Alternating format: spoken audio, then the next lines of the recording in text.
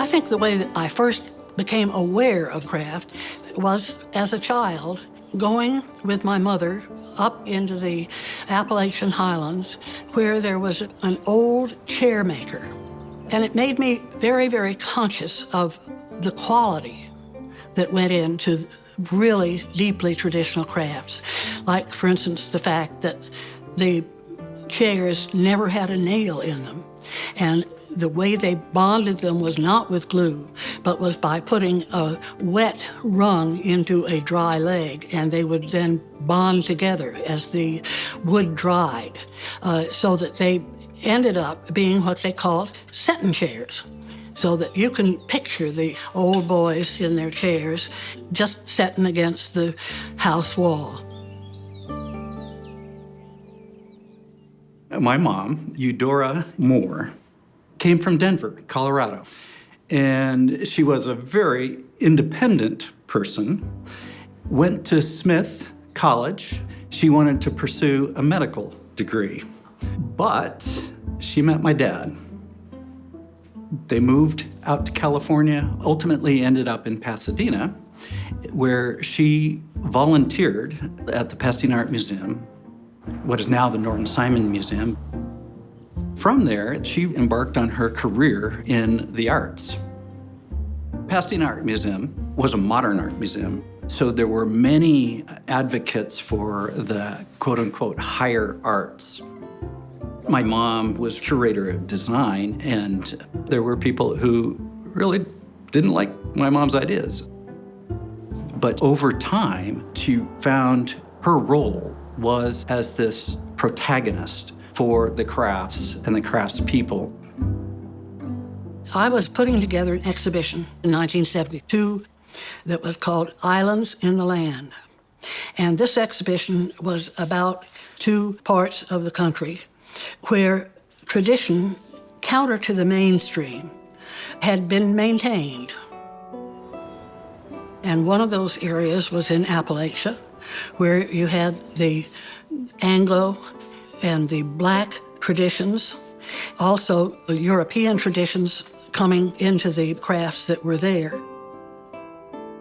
Then in the valley of the Rio Grande, where you had three intersecting cultures, the Anglos and the Chicanos and the Indians.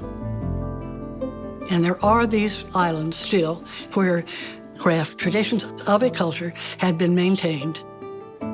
I felt it was important to try to pinpoint them because of the fact that they are disappearing. I got the opportunity to go with her to Appalachia to locate some of these artists. I had remembered the chairs that my mother had made when we were in the mountains of Tennessee, and I kept asking people about where I could find those old chairs that were really out of the forest. Turns out that Wiley Blevins made these chairs, and he didn't use nails and didn't use glue. We wondered if we might purchase one of his chairs to show in a museum in California. And he was very pleased. He was indeed pleased.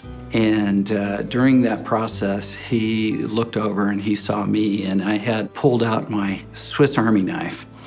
And he just looked at that knife. This had been a wonderful day for us. We had seen him make the chair. And so I got my nerve up and asked my son if he would be willing to give Wiley that knife. I was so proud of Rennie because he didn't hesitate a minute. He turned around and he gave Wiley his most precious possession. And I almost wept. I was so happy. She wasn't an artist, but I think she saw the museum in many ways as her canvas. That kind of leads me to Jerry Kavanaugh, because my mom gave her the opportunity to do the installation.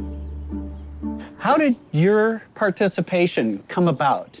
Because I saw all of these things in the storage room at the Pasadena Museum.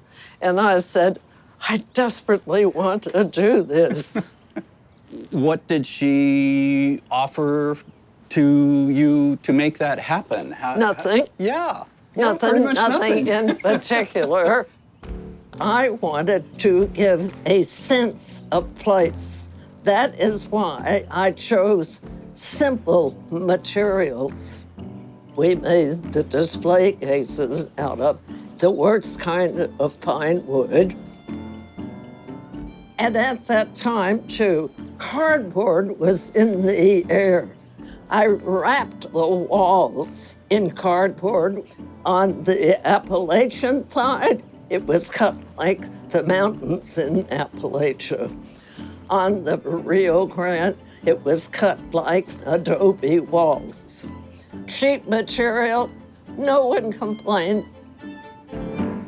The thing that my mom understood oh so well was the importance of scale. She carried that into the Islands in the Land exhibit with these photos. They were taken by Dick Gross, an amazing photographer. People could get a sense of who these people were and what this place was like. And so it was a more exploratory exhibition than just looking at the objects. It was really about giving credit to these artists within those regions. I glued photographs of the artisans onto boxes that were set up near the object that person had made. Everything was a piece of art with Yes. a name associated with the maker. Yeah. That a lot of the people from the valley of the Rio Grande were coming over to see their objects because they were thrilled that they were in a museum. These aren't just the makers of utilitarian items. These are real craftspeople whose name deserves to be known and given credit for their work. And so that was really important to her, and that was kind of part of her whole vision in terms of democracy. Of the people, by the people, for the people. And that's really what this exhibit was about.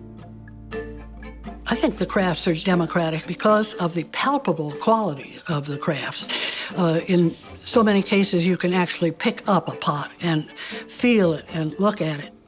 And the word craftsman is a noble word because it bears back into tradition and into the formation of all of the objects of use with which we surrounded ourselves.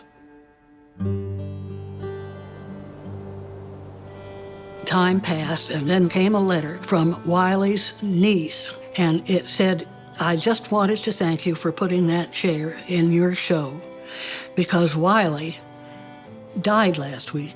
But before he died, he said, I knowed I made a good chair.